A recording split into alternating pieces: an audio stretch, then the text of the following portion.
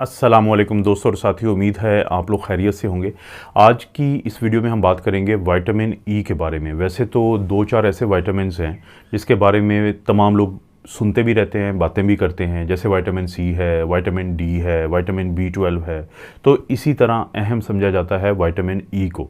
इस वीडियो में हम बात करेंगे कि विटामिन ई जो है वो उसका कुदरती ज़राए क्या हैं और वो कौन से लोग हैं कि जिनके लिए ज़रूरी है कि वो ये लें, क्योंकि कुछ फ़ायदों की हम बात करेंगे। लेकिन साथ साथ हम ये भी ज़रूर बात करेंगे कि वो कौन से लोग हैं कि जिनको विटामिन ई नहीं लेना चाहिए, क्योंकि उससे उनको नुकसान हो जाएगा अगर वो सप्लीमेंट की शक्ल में लेंगे। तो चलें एक एक करके सबसे पहले बात कर लेते हैं कि किन लोगों के लिए ज़रूरी है कि वो इसका इस्तेमाल करें। सबसे पहले तो हम इसको जो देते हैं लोगों को, वो देते हैं कि हमारे जिस्म के अंदर एक प्रोसेस होता है जिसको हम ऑक्सीडेटिव स्ट्रेस कहते हैं। एक ऑक्सीजन जो है जिसको हम अपने फ़ायदे के लिए इस्तेमाल करते हैं हमारे जिस्म में, जब वो कंबस्चन, एक जलाने का प्रोसेस होता है खुराक से, जो ग्लूकोज वगैरह अंदर जाती है, तो उसके नतीजे में हमें एनर्जी मिलती है। लेकिन साथ साथ उसके कुछ ऐसे रेडिकल्स भी पैदा होते हैं जिसको हम ऑक्सीजन फ्री रेडिकल्स कहते हैं। अब यही वो फ्री रेडिकल्स हैं जो मुख्तलिफ़ किस्म की हमारे जिस्म में जो सोजिश होती है, और उस सोजिश की वजह से किसी को जल्द का मसला है, किसी को दिल की बीमारियाँ हैं, किसी को शुगर का प्रॉब्लम है, किसी को जोड़ों का मसला है, तो उसकी बुनियाद पर कहीं ना कहीं ये जो ऑक्सीजन फ्री रेडिकल्स हैं इनकी वजह से की जाने वाली जो है वो तबाही और जो सारा नुकसान है।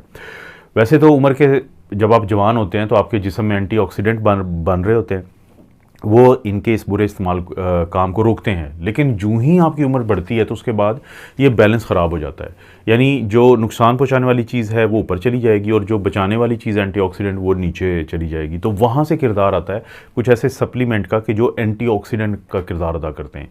और विटामिन ई, जिसका टेक्निकल नाम अल्फ़ा टोकोफेरोल्स हैं, तो ये उन चीज़ों में शामिल हैं जो इन ऑक्सीजन फ्री रेडिकल्स के नुकसान देने वाले अमल को रोकते हैं और इंसानों को उनके अंदर जो सोजिश और इन्फ्लेमेशन होती है उससे बचाते हैं। अगर हम दिल की सेहत की बात करें तो अक्सर ये साइंस भी बताती है हमें, हम लोगों से भी शेयर करते हैं कि जो दिल के अटैक होते हैं वो अकेले कोलेस्ट्रॉल बढ़ने से नहीं होते, बल्कि खून की नालियों में जब सोजिश होती है और उसके बाद वहाँ पे जब कोलेस्ट्रॉल भी बढ़ा हो, ट्राइग्लिसराइड भी बढ़ा हो, एलडीएल कोलेस्ट्रॉल भी बढ़ा हो, तो उस सोजिश को वहाँ पे जाके ये रुकना शुरू हो जाते हैं, उससे क्लॉटिंग होती है। और जब वो क्लॉटिंग होती है उसके बाद बहुत सारे लोगों को इस सोजिश की वजह से दिल के अटैक होते हैं। लेकिन जो विटामिन ई है इसके अंदर ये सलाहियत है कि ना सिर्फ ये कि आपके कोलेस्ट्रॉल और ट्राइग्लिसराइड को ये कम करती है, बल्कि वो जो खून की नालियों के अंदर सोजिश होती है और उस सोजिश की वजह से बाज़ खून की नालियों में सख्ती आती है, जिसको हम आर्टीरियोस्क्लेरोसिस भी कहते हैं, तो उसको भी कम करती है। जब ये इस तरह के फैक्टर्स को कम कर देती है तो दिल के अटैक बहुत कम हो जाते हैं। तो विटामिन ई एक आपके अच्छे और बेहतर दिल की सेहत के लिए भी बहुत ज़रूरी चीज़ है। और वो लोग जिनको फैटी लिवर डिजीज़ हो, जिसमें इस बीमारी के अंदर वो लोग जो जिनका वज़न थोड़ा बड़ा हुआ होता है, तो उनका जो जिगर होता है उसके अंदर जो चिकनाई है वो जमना शुरू हो जाती है, और इसको कहते हैं हम non alcoholic fatty liver disease या NAFLD। नुकसान क्या होता है इसका? नुकसान ये होता है कि ये जो पड़ी हुई चिकनाई है जो कि वहाँ पे नहीं होनी चाहिए थी, जिसकी वजह से सोजिश शुरू हो जाती है, इन्फ्लेमेशन शुरू हो जाती है और जिगर के एंजाइम बढ़ना शुरू हो जाते हैं। जब अल्ट्रासाउंड करवाते हैं तो उसके ऊपर जिगर ना सिर्फ बड़ा हुआ होता है बल्कि चिकनाई भी उसके ऊपर पड़ी होती है। और डॉक्टर अक्सर आपको कहते हैं कि इसकी दवाई कोई नहीं है, आप अपना वज़न कम करें। लेकिन साइंसी तौर पर देखा गया है कि वो लोग जिन्होंने विटामिन ई का इस्तेमाल किया तो उनमें जो फैटी लिवर है उसमें नुमायाँ कमी आई, और इस सोजिश में जो जिगर के अंदर हो रही होती है इस चिकनाई की वजह से उसमें भी नुमायाँ तौर पे कमी देखी जाती है। तो विटामिन ई का इस्तेमाल जो फैटी लिवर के मरीज़ हैं उनको बहुत फ़ायदा देता है। लड़कियों को जब पीरियड्स के दौरान बहुत ज़्यादा दर्द होता है जिसको हम डिस्मेनोरिया कहते हैं, तो अक्सर आप लोगों ने नोट किया होगा, लड़कियों से मैं मुखातिब हूँ, कि उनको कहा जाता है कि वो फ़िश ऑयल लें। उसकी रीज़न क्या होती है? क्योंकि उसके अंदर होता है विटामिन ई एज एंटीऑक्सीडेंट, तो जिसकी वजह से जो दर्द होता है पीरियड्स के दौरान और ये जो पेट के निचले हिस्से में क्रैम्प्स पड़ते हैं, तो काफ़ी ज़्यादा इससे प्रॉब्लम होता है, ख़ास तौर पे जब आप डे टू डे लाइफ में अपने काम भी करना चाहते हो तो उससे फिर निजात मिलती है। तो वो लड़कियां जिनको पीरियड्स के दौरान काफ़ी दर्द का सामना करना पड़ता है, अगर वो भी अपने डॉक्टर के मशवरे से विटामिन ई का इस्तेमाल करें तो उनको इस मसले से काफ़ी हद तक निजात मिल जाती है। शायद ही कोई आपको ऐसी जिल्द की प्रोडक्ट मिलेगी जो स्किन के लिए, ब्यूटी के लिए होती है कि जिसके ऊपर विटामिन सी या विटामिन ई का जिक्र ना हो, क्योंकि इन दोनों के अंदर ये सलाहियत है कि ये आपकी जिल्द के अंदर कोलेजन को बढ़ावा देती हैं। और कोलेजन एक ऐसी प्रोटीन है जिसकी वजह से आपकी जो जिल्द होती है वो सॉफ्ट रहती है, हेल्दी रहती है, तरोताज़ा रहती है और नौजवान आप नज़र आते हैं। तो ये जो विटामिन ई है इसका ये जो काम है यही वजह है कि जब आप किसी डर्माटोलॉजिस्ट के पास जाते हैं, अगर वो आपको कोई ऐसी क्रीम नहीं लिख के देते कि जिसके अंदर विटामिन ई शामिल है, तो वो आपको अलहदा से विटामिन ई का 200 मिलीग्राम का या 400 मिलीग्राम का एक कैप्सूल या टैबलेट देते हैं।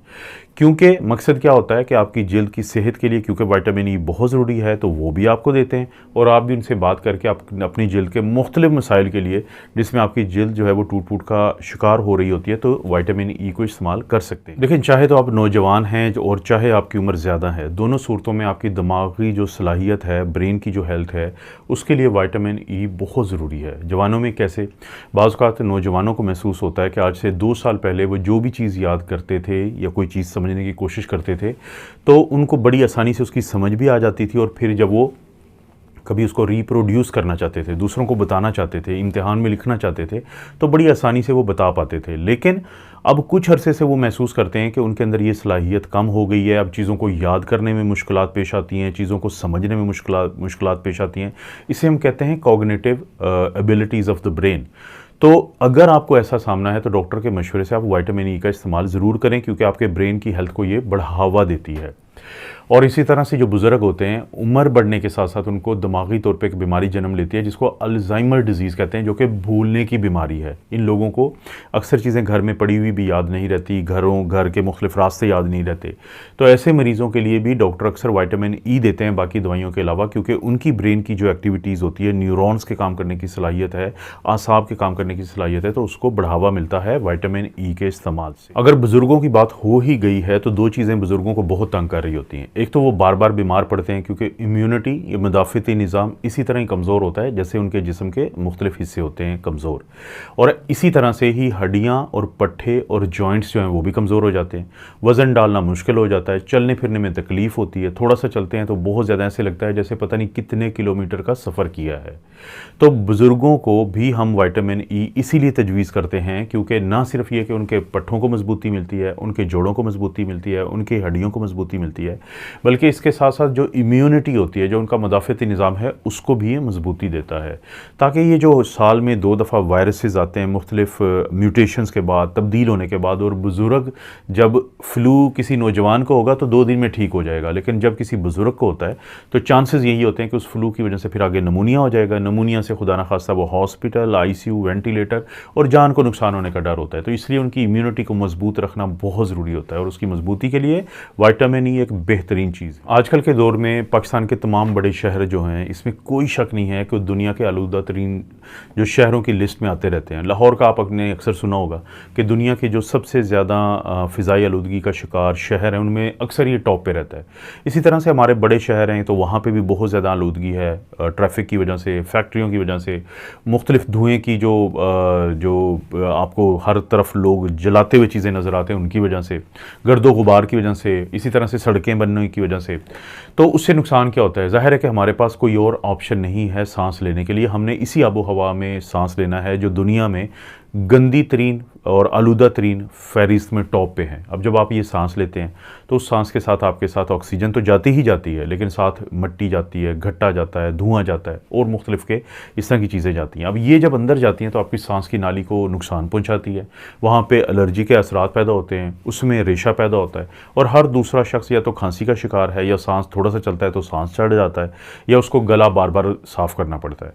तो जब आप विटामिन ई को इस्तेमाल करते हैं या डॉक्टर से बात करके विटामिन ई कुछ अरसे के लिए लेते हैं, तो वो आपकी सांस की नाली को मजबूती देता है और बहुत ज़्यादा हाइपर एक्टिव नहीं होने देता, हाइपर सेंसिटिव नहीं होने देता, बल्कि जो हमारी सांस की नाली में कुछ धागे होते हैं जिसको हम एपिथेलियल सेल या सीलिया कहते हैं, वो जो सीलिया होते हैं वो ऐसे मूवमेंट करते हैं ताकि इस डस्ट को बाहर निकाला जाए।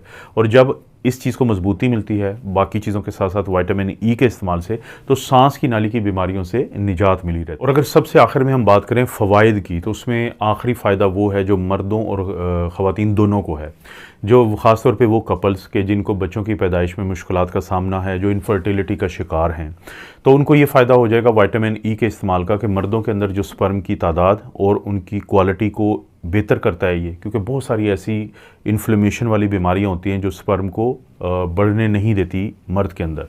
इसी तरह से जो ख़वातीन में ओवरी के अंदर या बेज़ादानी जिसमें अंडे होते हैं, ओवा होते हैं, तो वो क्योंकि ज़्यादा उनकी बाज़ का जो ग्रोथ होती है वो प्रॉपर नहीं हो पाती, तो वहाँ पे भी विटामिन ई का यही फ़ायदा होता है। जब स्पर्म और ओवा वो उनकी हेल्थ अच्छी होगी तो चांसेस यही हैं कि जो फर्टिलिटी है, जो बच्चों का होना है, जो प्रेगनेंसी के होने हैं, उसके चांसेस बहुत ज़्यादा बढ़ जाते हैं। तो इसमें बहुत फ़ायदा मिलता है। अब इसके बाद हम बात करते हैं कि देखिए हमने फ़ायदे तो देख लिए कि क्या क्या फ़ायदे होते हैं, लेकिन एक तो ऑप्शन आपके पास ये है कि आप अपने डॉक्टर से बात करें। तो विटामिन ई के सप्लीमेंट मिलते हैं मार्केट से, 200 मिलीग्राम के और 400 मिलीग्राम की टैबलेट्स आती हैं पाकिस्तान में। तो जो आपका डॉक्टर मुनासिब समझेगा डोज आपके लिए, वो आपको दे देगा। एक तो ये ऑप्शन है। लेकिन बहुत सारे लोग हैं जो चाहते हैं कि उनको सप्लीमेंट्स या गोलियों की तरफ ना जाना पड़े, बल्कि जो कुदरती ज़राए होते हैं तो उनसे ही उनको विटामिन ई मिल जाए। तो हम कुछ ऐसी चीज़ें खाने वालों की बात कर लेते हैं कि जिनसे आपको विटामिन ई मिल जाता है। पालक जो होता है, स्पिनच जिसको कहते हैं, वो एक अच्छा ज़रिया है। ब्रोकली यानी जो एक सब्ज़ी होती है वो एक अच्छा ज़रिया है विटामिन ई का। टमाटर जो हैं वो, टमाटोज़ जो हैं वो एक अच्छा ज़रिया है विटामिन ई का। इसी तरह से सनफ्लावर सीड्स, अगर आप उनको एक बड़ा चम्मच जो है टेबल स्पूनफुल उसको रोस्ट करें और उसको रोज़ाना इस्तेमाल करें तो उससे आपको विटामिन ई अच्छा मिल जाता है। इसी तरह से कीवी का फल होता है, वो इस्तेमाल करने से विटामिन ई मिल जाता है। मैंगो यानी जो आम होता है उसके अंदर विटामिन ई अच्छा है। एवोकाडो के अंदर विटामिन ई अच्छा है। इसी तरह से है एक व्हीट जर्म ऑयल, ये आपको मार्केट से मिल जाएगा। इसका जो एक चाय वाला चम्मच होता है, 1 टीस्पूनफुल है, वो आप रोज़ाना लेंगे तो उसके अंदर भी तकरीबन एक दिन की जो आपको ज़रूरत होती है विटामिन ई की, वो आपको मिल जाएगी। तो ये चीज़ें आप ले सकते हैं। ये ना लेने चाहें तो सप्लीमेंट की मैंने बात कर दी है। तो ये वो ज़राए हैं कि जिनसे आपको विटामिन ई इतना मिल जाएगा कि आपको इसकी कमी नहीं होगी। अब सबसे आखिर में, जैसे मैंने वीडियो के शुरू में कहा था कि मैं आप लोगों को बताऊंगा कि वो लोग कौन हैं कि जिनको विटामिन ई नहीं लेना चाहिए। बच्चों को ना दें, ख़ास तौर पे अगर देना भी है तो ज़ाहिर डॉक्टर से बात करनी पड़ेगी आपको। हामला ख़वातीन को मत दें। वो लोग जो खून को पतला करने वाली दवाई खाते हैं, तो एंटीकोएगुलेंट्स उनको हम कहते हैं, तो उनको अगर पहले तो मत दें। देना है तो डॉक्टर से बात करके दें, क्योंकि हो सकता है कि वो किसी दवाई को कम करें, क्योंकि इसके अंदर भी सलाहियत है कि आपके खून को पतला करने की सलाहियत रखती है। इसी तरह से मेरी एक रूटीन है कि मैं अक्सर दोस्तों को कहता हूं कि अगर आपको कोई भी सप्लीमेंट लेना है, विटामिन ई लेना है, तो आप उसको मुसलसल बहुत महीनों तक ना लें। आपका आखिरी लिमिट 3 महीने हो, 2 महीने हो, एक दिन छोड़ के आप ले सकते हैं, या 1 महीना लें तो फिर अगला महीना ना लें, या 2 हफ्ते लें, अगले 2 हफ्ते ना लें। तो विटामिन ई के बारे में भी यही चीज़ है, क्योंकि ये एक फ़ैट सालुबल विटामिन है। फ़ैट सालुबल कौन से होते हैं? ए है, डी है, ई है, के है। जैसे हम किसी को जब विटामिन डी कहते हैं तो हम कहते हैं दूध के साथ लें, क्योंकि फ़ैट सालुबल है तो वो फिर ज़्यादा आपके जिस्म का हिस्सा बन जाता है। तो विटामिन ई भी अगर 3 महीने से ज़्यादा आप इस्तेमाल करेंगे तो ये फ़ैट के साथ जाके आपके जिस्म में रहना शुरू कर देता है, जिसकी वजह से मज़ीद मसाइल जन्म ले सकते हैं। तो 3 महीने से ज़्यादा मुसलसल इसको मत लें। तो दोस्तों, ये थी विटामिन ई के बारे में कुछ ऐसी बातें जो आपके इल्म में लाना बहुत ज़रूरी था, क्योंकि आपको पता है इस चैनल पर इस तरह की वीडियोज़ मिलती रहती हैं। वीडियो को लाइक करें, चैनल को सब्सक्राइब करें। कोई और वीडियो या ये वीडियो भी किसी को फ़ायदा दे सकती है तो दोस्तों, रिश्तेदारों के पास ये वीडियो भेजने के लिए सोशल मीडिया के मुख्तलिफ प्लेटफॉर्म हैं, वहाँ पे इसका जो लिंक नीचे आप शेयर को दबाएंगे तो कॉपी लिंक का ऑप्शन आ जाएगा, वहाँ से कॉपी करें और कहीं पे भी जाके पेस्ट कर दें तो उनको ये शेयर हो जाएगी। हो सकता है कि उनको फ़ायदा मिल जाए। आप अपना और अपनी फैमिली का ख्याल रखें। अल्लाह ताला आपको और आपकी फैमिली को हर किस्म की बुराई, बीमारी और आजमाइश से महफूज रखें।